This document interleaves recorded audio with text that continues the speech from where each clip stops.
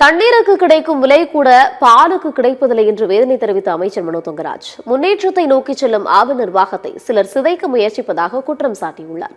பால் பண்ணை யாத்திரை எனும் கற்றல் பயணத்தின் நிறைவு விழா வேப்பேரியில் உள்ள சென்னை கால்நடை மருத்துவக் கல்லூரியில் நடைபெற்றது.